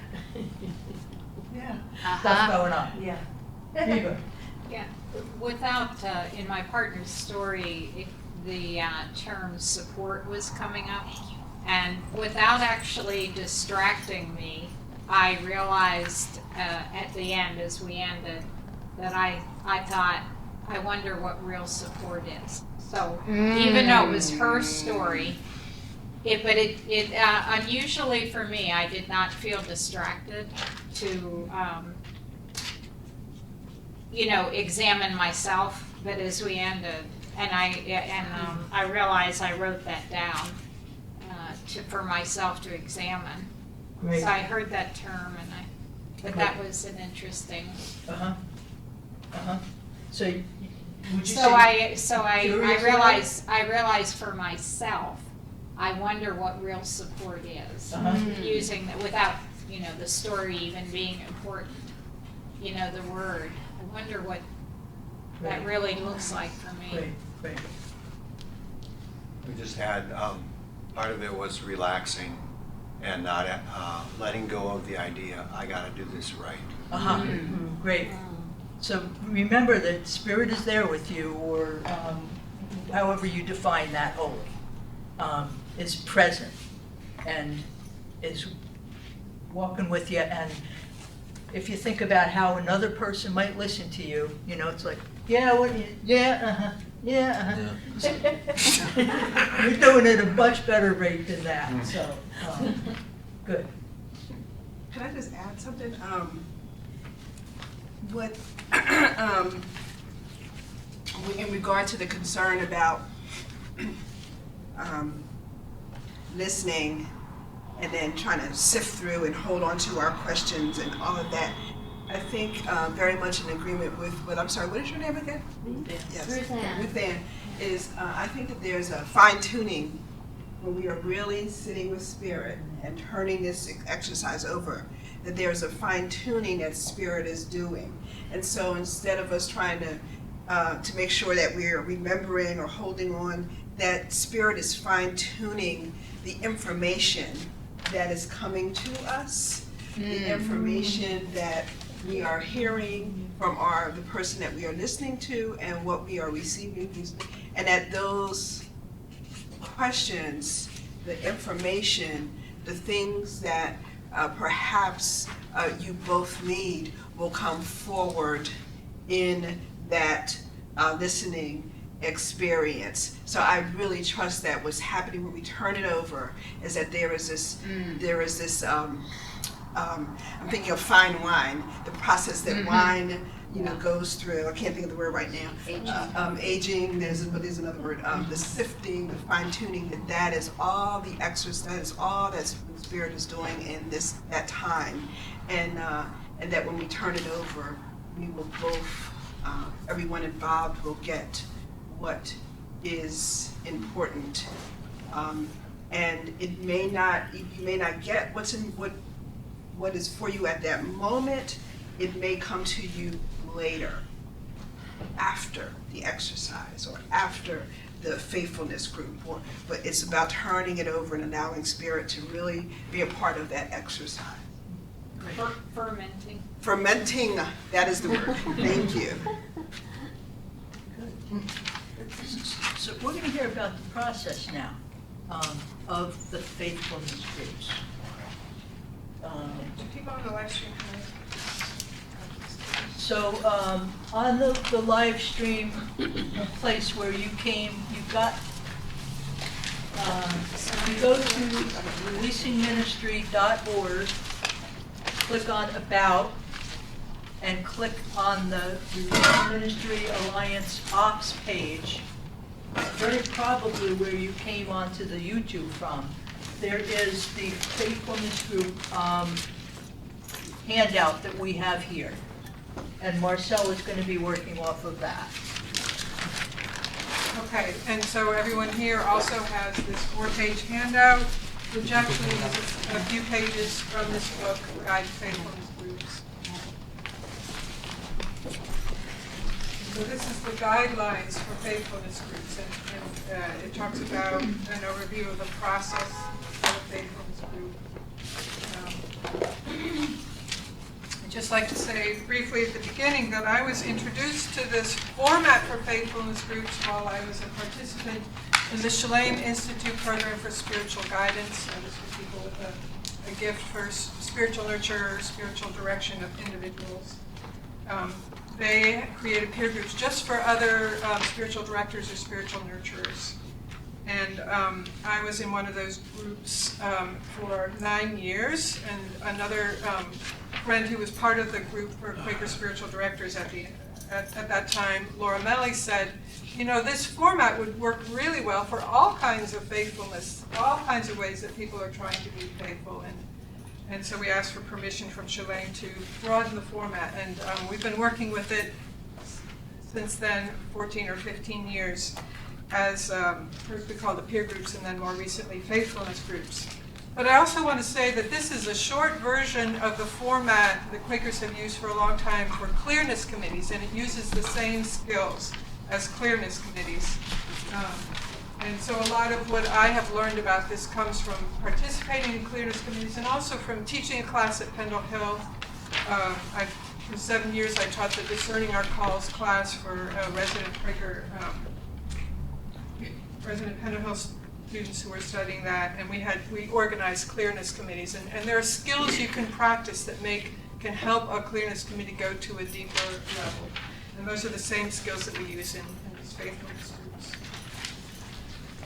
So basically the purpose of the faithfulness group is to help people pay attention to God's presence and activity as they're seeking to faithfully follow divine guidance in all areas of their life. I mean, guidance is available from God for every area of our life, including our intimate relationships, parenting, our work, and our service. And also sometimes people will feel a particular call or a leading to take up some particular work, whether in their community, in their family, or in the larger world beyond that. And all of these are appropriate to bring to a faithfulness group to focus on. And the role of the group is primarily to listen and to ask questions that are designed to help draw forth the person's knowing. In both a clearness committee and in a faithfulness group, we work on the assumption that within each person there's a direct connection to guidance from God. And within each person there's a deep spiritual level of knowing that they can access. And many people may have not been paying attention to that level. Our culture doesn't encourage us to pay attention. In fact, our culture often teaches us to ignore it. So in the group, we're helping people to pay attention to this deep knowing that's already inside the person. It's not our role in a faithfulness group to give advice, even though sometimes a person will say, I'm having a dilemma, so then right away everybody's ready to give advice. But we're not doing that. We're knowing that deep inside this person there's guidance coming from God, from the Spirit, inner knowing, and we're helping them practice accessing that so that they can have access to that all the time in every aspect of their life. And so that assumption is really critical when we come. This person already has access to what they need to know, and we're helping them basically develop the skills and the muscles and the trust that they can find that guidance within themselves. And one of the ways we do that is by having this atmosphere which we call holy accompaniment. So we're accompanying them in this journey of deeper knowing and deeper relationship with God, with Spirit, with Christ, with the light, with however it is that they understand God or Spirit at work in them. We're listening for their language, about how they describe it. And we're coming together in a prayerful way. So prayer is a basic underlying thing about this faithfulness groups. Some people may have certain ideas about prayer that make them uncomfortable using that word and may feel instead that they're holding something in the light or seeking illumination or guidance about something. But it's that attitude that's basically the listening we do to the Spirit, to God, to that deeper place in which we're all connected in a larger spiritual body. So silence is important. This prayerful attitude, this attitude that Lynda spoke about of turning it over. We're turning it over to God, the Spirit, to guide us. And so in a faithfulness group, because we're so conditioned to give advice, give interpretation, tell our stories, and get distracted from our task of helping the person pay attention to how God or Spirit is guiding them, it's frequent that people will go off. And then other members of the group can say, can we have some silence right now? Or are we getting off track? I mean, in a loving way, helping everyone to remember what's our intention, what's our practice, what is the skill that we're learning as a group together. So on page 2, we talk about the focus of the meeting. I've already been talking about that. So in a faithfulness group meeting, we usually meet for 2 hours, and 2 people will have about an hour of focus in the group. And each person will prepare to give a presentation. So the first 15 minutes of their, it's really like 50 or 55 minutes. The first 15 minutes of that time, they will be presenting something that they would like the group to help them look at and consider more deeply.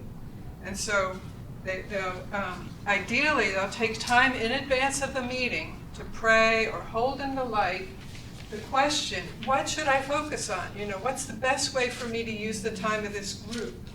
And get a sense of what to focus on, what examples to bring. And we'll prepare in advance some ideas about a presentation. They might write some notes about the presentation. It's usually best if the presentation includes some ideas about what's happening, but even more important, the experience, recent experience about what's been happening. If it's only ideas or history, it tends to be in the head. And I know when I first began doing this, I would spend a lot of my time talking about history. It would take me a long time to get to what is happening right now. But that's where it's especially fruitful. And if you have this ongoing group, you don't have to repeat the history over and over again. You just go right to the present. This is how the Spirit is working with me right now. Last week, this happened. I was in an interaction, or I was writing this, or I was speaking to someone, or I was on the street doing this, and this happened, and I felt the Spirit in this way. So it's really good to bring some concrete examples of your own experience, your inner experience, your outer experience, as it relates to the focus of your presentation. So after those 15 minutes, and it's important to include something during your presentation about what is your experience when you pray about this, or what is your experience when you hold this in the light. And sometimes a person will forget, and later the group will ask them, what happens when you pray about this? And it's a reminder that really that's how we get our guidance, is by spending time with the Spirit, with these big questions in our life. And if we've done that in advance, then the questions of others can take us deeper, instead of just saying, well, I forgot to do that, so I'm going to rely on you to help me. It's best to do both. So after my 15-minute presentation, there will be an opportunity for brief questions of clarification. Now, many of the questions that will be asked will be questions of clarification. But this is just a time for the brief factual ones that sort of are necessary because we didn't understand something about the presentation. We didn't understand what the focus was. Or there's some key piece of information we need to have in order to understand what this whole thing is about. All other questions of clarification, you wait for the deeper questions. So if there are any of those brief factual questions of clarification, they get asked. And then the group just settles for a moment or two of silence and prayer, listening. Here's where we're listening. We listen to the other person's presentation for 15 minutes. Now we're listening. What is rising in ourselves that might be information about what we've heard? What is our sense of the presence of the Spirit among us? And we're listening for the promptings that come from God. So we've been talking about what it's like to listen to someone, and we have questions we're formulating in our heads, and how it's good to let go of those questions we're formulating in our heads and wait for the questions that are rising up from the Spirit in the moment. So as we're listening, questions may come, as Ruth Ann said, let go of them. The ones that come back up later are the ones to ask. So we're all listening together for the Spirit during that time of deeper questions. What is emerging? Sort of like for those of us who are Quakers during a meeting for worship, we're listening for what's the message, what's the ministry offered. Here we're listening for what is the question that needs to be asked.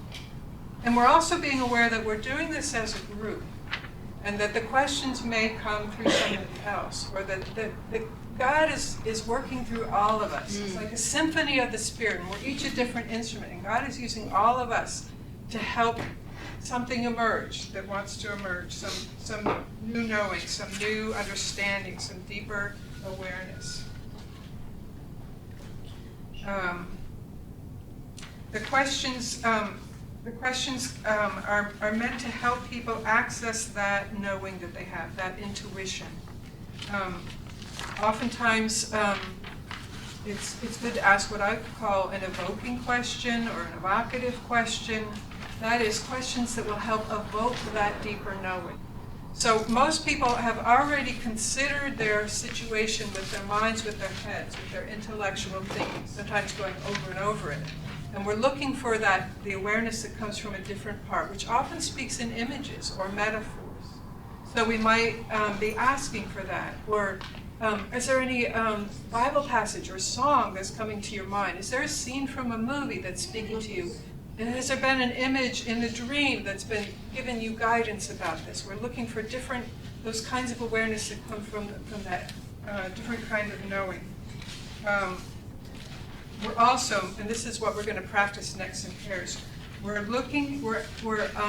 inviting people to look more deeply at their own experience of the Spirit in relationship to whatever issue they have brought up. So someone might say, when I do this certain thing, usually there's a moment of transition between this and that, and then they'll go on and talk. And you'll say, what happens in that moment of transition? And so you might say more about that moment of transition. What's going on there? What's happening between you and the Spirit in that moment? So you're listening for those moments where you have a sense that the Spirit was at work, and it's worthwhile to look at that more deeply. The thing is that in our culture, we don't often have conversations about how the Spirit is at work with us. And we may be a little embarrassed to say very much about it, so we gloss over it. We say it briefly to our group, and if someone asks us to say more, that gives us permission to say things that we may not have said before. It also invites us to look at what was happening there.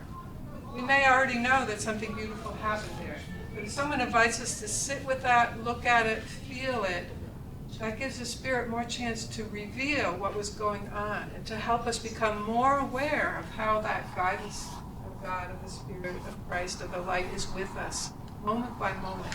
And that's one of the things that we're learning to develop in these faithfulness groups, is to grow that awareness, all those things that on a deep level we know, but on a conscious level we're not aware of. And we learn how to become more aware, and the attention, the loving attention of the group as we do that, the encouragement to look at those things really helps us to develop those abilities and to grow that awareness about ourselves, about Spirit, about others. Part of the guidelines is that whatever is shared in the group is confidential.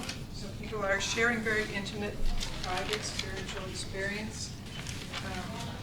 And that's not to be shared outside the group. And even don't just bring it up in conversation afterwards with the person. First, if you feel like there's something more to be said, ask the person for permission. I mean, the faithfulness group is a certain situation in which to open your heart and reveal something. And, while you're sitting with someone in a cafeteria, they may not be ready at that moment to talk more about it. So if you're in a faithfulness group with someone, you could say, something has been coming to me, would you be open at this moment to say more about it? Let them say yes or no. I mean, even that kind of confidentiality. The format that I'm about to share with you, the schedule, is very firm about the times for things. And I know that many people find that a little difficult when you're talking about, you're sharing on a deep, intimate, spiritual level. To put time limits on it is hard or seems unnatural. Let's just go with the flow. But what I have learned, and I've been doing these groups for, 22 years now, is that the schedule really frees you up. So you don't have to decide every time you meet, well, we'll give more time to Martha because she's in a crisis, and we won't have as much time for Francis this week, and then we'll have to try to make it up another time. So we're just going to stick to the schedule. And the thing is that the Spirit and us can, knowing that there's a limit for the amount of time, will bring up the things that need to come up during that time. Here's the schedule. It's on your handout. It's also in the book. And it's a pretty, it moves along at a clip. So that, and these are designed so that people with busy schedules can still hopefully find a 2-hour period once a month, or once every 3 weeks, or once every 6 weeks to get together. So in this 2-hour meeting, you have someone who serves as a convener, and I'll say a little bit more about that. And the convener's job is really to help the group move through the schedule and stick to the guidelines about holy accompaniment, prayerful accompaniment. The convener reminds the group about the intended focus and attitude, and often that will include just reading like a selected paragraph from the guidelines, like maybe the first paragraph about the purpose of the faithfulness group, and another time you meet, a convener might read a different paragraph. It's just over time to help the group remember what the guidelines are and what the agreement is about the group. And then there's silent prayer and worship for 5 minutes. I guess the prayer doesn't have to be silent if the conveners move to pray out loud. And then you'll have the first presentations. So for 15 minutes, the brief factual questions of clarification, a couple minutes of silent prayer and reflection, and then the deeper questions of exploration. So for the first person, they get 15 minutes for the first presentation, and then 35 minutes total for those items 4, 5, and 6. Questions of clarification, the silent prayer, and the deeper questions. And at the end of that time, and oftentimes the convener will say, maybe 2 minutes before that time is up, will say, oh, there's 2 minutes left, maybe there's time for one more question, or maybe at that point the group will feel that what's needed is just to hold the person in the light, to pray for the person. And then you take a 5-minute break. And because you're going to jump right into another presentation, it's good to maintain that deep and worshipful atmosphere during the break. Many people will use that time to go to the bathroom or get a cup of tea or something like that. But then come right back into it so that the second presentation doesn't start with another 5 minutes if you're going to keep to the 2-hour schedule. Just move right into it. The second person has their 15-minute presentation and then their 35 minutes total for those 3 points, including the deeper questions and exploration. And then you have evaluation of the meeting, and I'll describe that later. But each time at the end of a 2-hour meeting, there's an opportunity for reflection. How well did we stay to the guidelines? Did the person feel this holy accompaniment? Or did we stray in some way? Did we start, did we get pulled into problem solving or advice giving or storytelling or something like that? It's good to notice, there may be patterns that develop in a group, certain ways that a particular group sort of gets off focus. And if you notice this in a loving, gentle way at the end, it's a way that the group can sort of learn over time. It's also a time to celebrate, oh wow, the Spirit was really present, new understanding emerged, I feel energized to follow this call, whatever it is. And then you have a couple minutes of closing worship.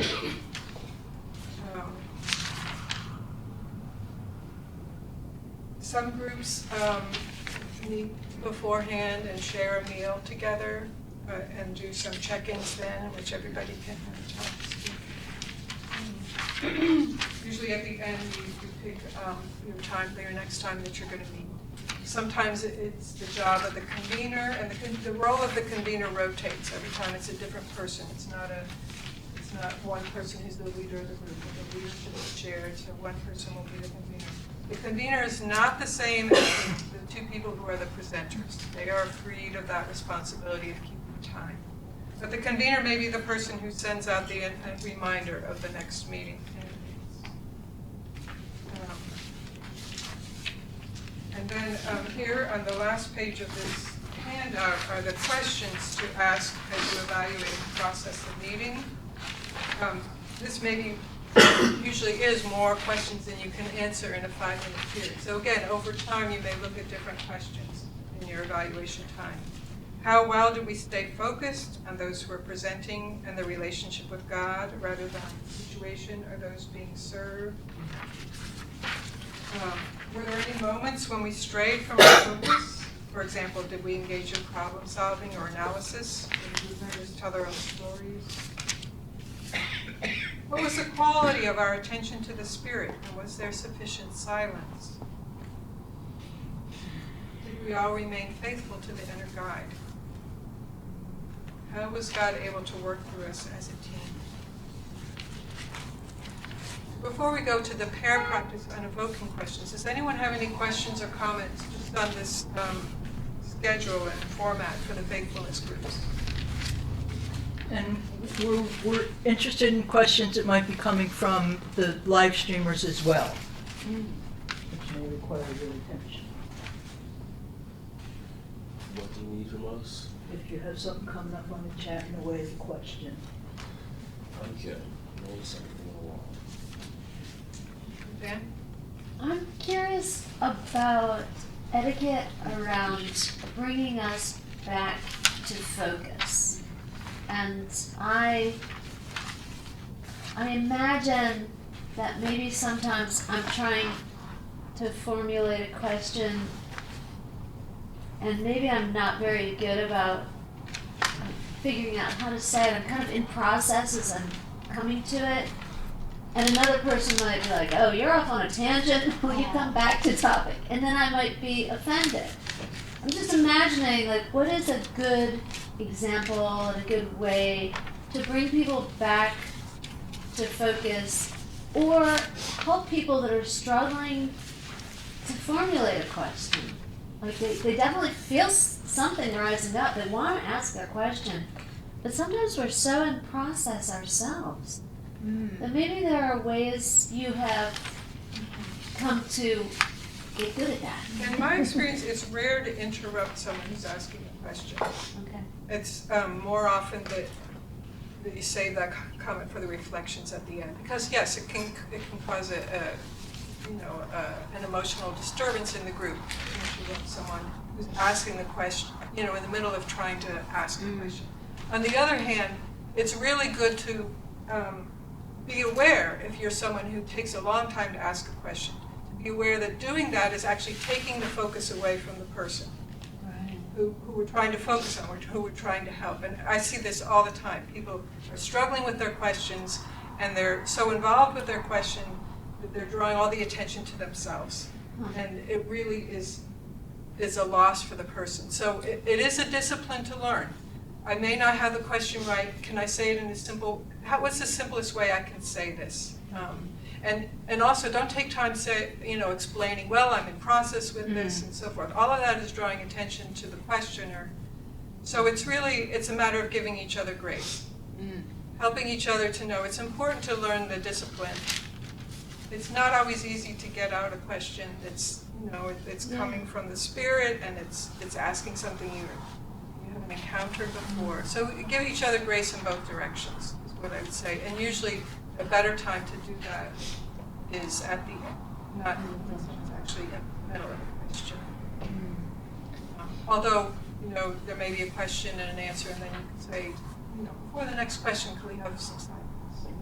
And I see that there's a question from the live stream. And then, Paula Palmer asks, are the groups self-selected, as in people who know and trust each other, or are they assigned? If there are conflicts between some of the members of the group, how are these handled? Okay, that's an important question. And groups have been formed both ways. One way is to make an announcement at your meeting or your church, your faith community, and say, I'm interested in finding a group that wants to do this faithfulness group process together.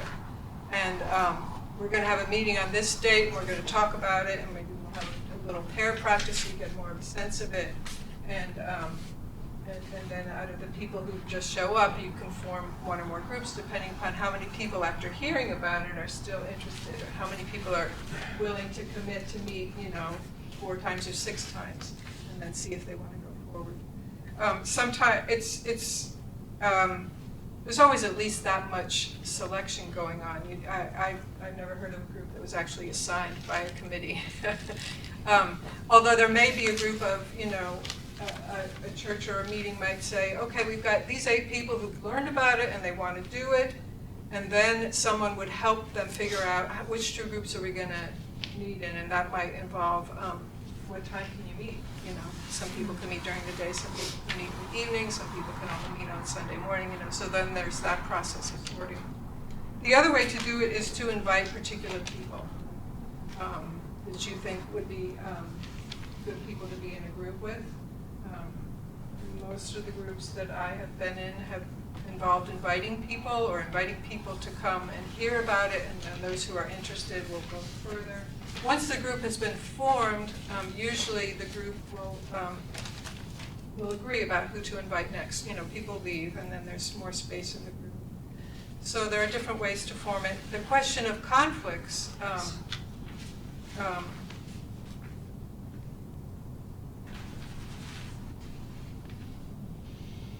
So there is that time at the end, and just to evaluate it, and the group can say, well, we're having a conflict here. Maybe we should have next time we meet, we should set aside an hour just to explore this conflict, or to pray about this conflict. And I do know the conflicts that I've heard about most often are people who aren't able, there's a member of the group who's not able to discipline themselves, not to talk and tell stories and sort of take their attention away from the focus person. And that may involve some prayerful discussion one-on-one with that person, or two and two, or whatever, if the discussions during the evaluation time at the end haven't been enough. So another thing. It wasn't mine, but I have a question. It was All right, Lola's. and then Lola.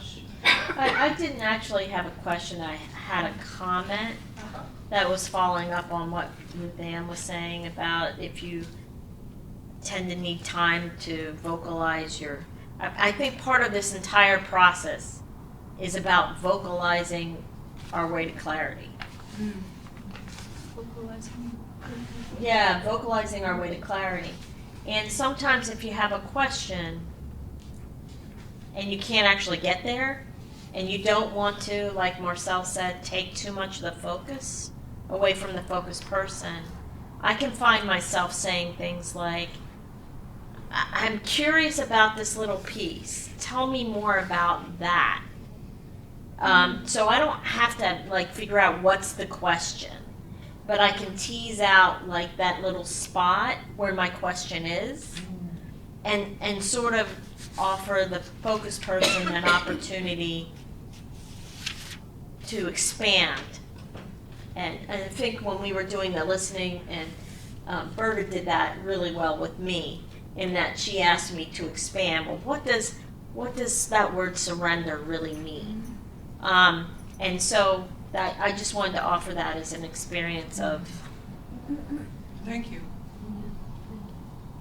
So, from an experiential person, how many meetings, sort of we're giving ourselves grace to learn and till things work or are smooth, or how many meetings should we give each other a lot of grace? I can see myself as the timing. I actually see myself as that. Other people might have more difficulty with that, or how many, how long does it take to? How long does it take really depends upon the experience of the people who are involved. So, as I said, I've always been in groups where we've invited people. We've invited people who already, we have a sense, have the ability to be disciplined in their listening and in their asking questions. That doesn't mean that even if people already have experience, they aren't sometimes learning. I know the first time I started it, I was spending a lot of my time just thinking about what question am I going to ask. And I was really, it's like my job here is to ask a good question. What question am I going to ask? And I was hardly listening to the person at all. It's just only a little bit able to listen because I'm so busy trying to be helpful. So we all need grace. We're all growing together. And even if we begin together with people who already have skills here, the group can go deeper and deeper if you're willing to exercise that discipline and to learn and to grow together and to be curious. I can't give you a number of meetings. If it becomes clear that someone isn't right for the group, that they really, this isn't the kind of skill that they have or that they seem to be wanting to develop, then the group may have to have a hard discussion about that. A loving discussion. Question on the live stream? I would be interested in folks to talk about how they deal with spiritual bypassing when it occurs in their faithfulness groups. Spiritual bypass is the tendency to use spiritual ideas and practice to sidestep or avoid facing unresolved emotional issues, psychological wounds, and unfinished developmental tasks. The term was first introduced in the early 1980s by John Wheelwood, a Buddhist teacher and psychotherapist. All right, how to deal with spiritual bypass when it happens. Martha has an answer. Well, I had a thought. It's not, there's a lot of creativity involved or there can be creativity involved in a group. And I can remember having someone in the group say, where do you feel that in your body? Or can you move in a certain way that expresses that to get it out of a head thing and invite the spirit in different ways? Well, I would say that spiritual bypass often is, involves some of those windows that Viv was pointing to, that the person who's using that spiritual language to actually avoid facing something may not be aware that they're doing it, and the group may not be aware that they're doing it either. It may gradually, the awareness about this happening may be gradual, and those who do become aware enough or who sense a question will need to ask these loving questions, and knowing that not every question is going to make a person feel comfortable. It's part of it is as a group develops trust in asking uncomfortable questions, the opportunity for growth increases, the opportunity for becoming more honest and seeing what you haven't been able to see before. Yeah. Okay, do you have another question you want to add to that? Actually, I wanted to add to that, if that's Go ahead. okay. I think a big part of this process is sort of non-judgmental listening, and those pieces of really pushing people in their blind spots, or I know that's not the PC term, but in that what they're not seeing. To me, that's an over time thing. Like, that's a relationship thing where there's a trust that I can be that direct with you about something I'm seeing, and you're not going to see it as an attack, as an invitation to look at something you're not looking at. But I think the key piece is, how do we stay non-judgmental? How do we stay to sort of more open-ended questions rather than why? Why are you doing this and pretending this doesn't exist? You know what I mean? Like, that is not going to help someone open up to a deeper understanding. It's much more going to put up their guard. That's my experience. And that reminds me that many people who've done these faithfulness groups, who've learned this process, one of the most striking things for them is the power of love that emerges, even among people who don't know each other well or haven't gotten to know each other on a daily way. This love emerges because people are opening their hearts, they're being vulnerable with each other, they're sharing authentically, and they're being loved and accepted and supported and encouraged. And it's in that atmosphere that they become that are able to see those parts of themselves that they've been hiding from themselves, or they've been deceiving themselves about. I mean, actually, the early Quakers, their greatest revelation at the beginning is how much they had been deceiving themselves, thinking they were doing God's work when they actually were participating in social mores that were contrary to God's will. So that's a painful revelation.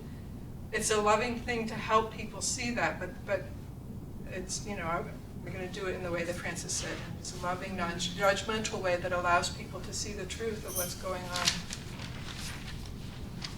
Wait, you have something else to say? We did this a few years ago, Spiritual Formation 2. Francis and Ree and I were in a group together and with a couple of other people.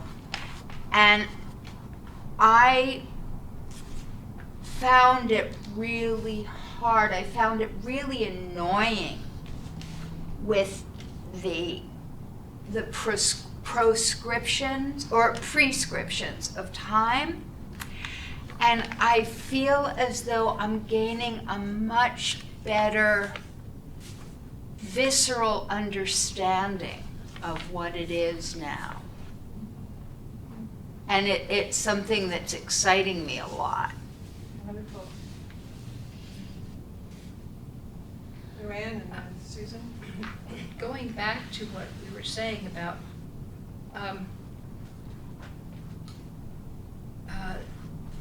when someone is maybe not looking at something and this group is suspecting that that is the case. I mean, we are trying to take people back, as you said, to the spirit, so that they're looking at their own resources of the spirit giving insight. And I'm wondering if just asking what may be getting in the way of your fulfilling this, and then that doesn't imply a judgment or an observation. It's letting them look at what is the stop for them, what is a problem that's blocking the spirit moving in them. Question. Susan?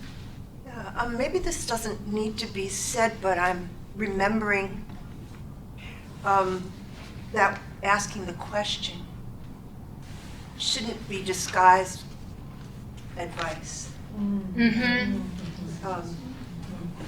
So that We shouldn't be asking a question that's really a disguised suggestion or advice. why haven't you? Why haven't you tried this yet?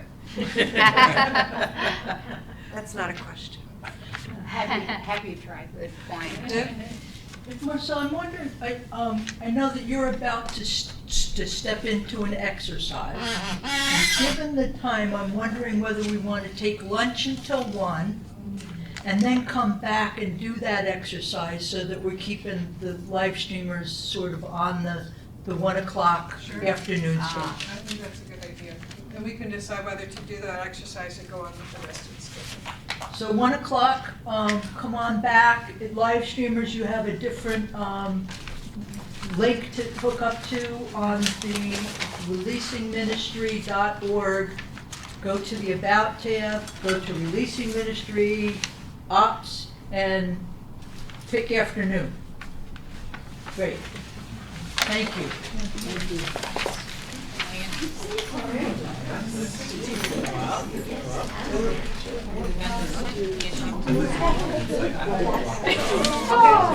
That was nice.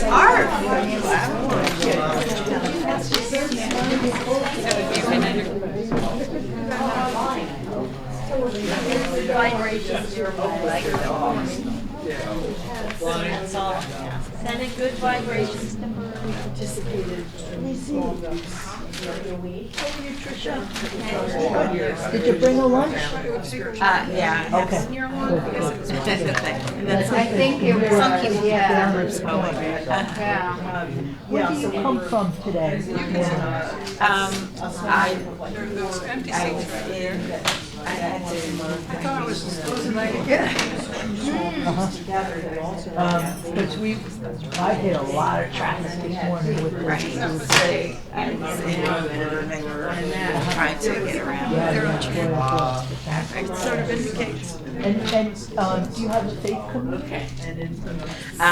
Not yet. No? That's how I found out about this class. I guess. I'm acting Is this happy? Is this your meeting? Sure, great. Great.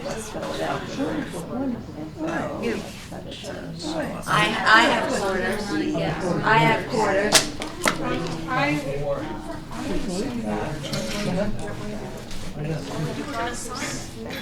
And I will give you more.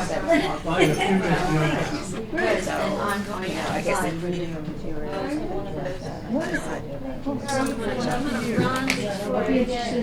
And I brought some chocolate to share.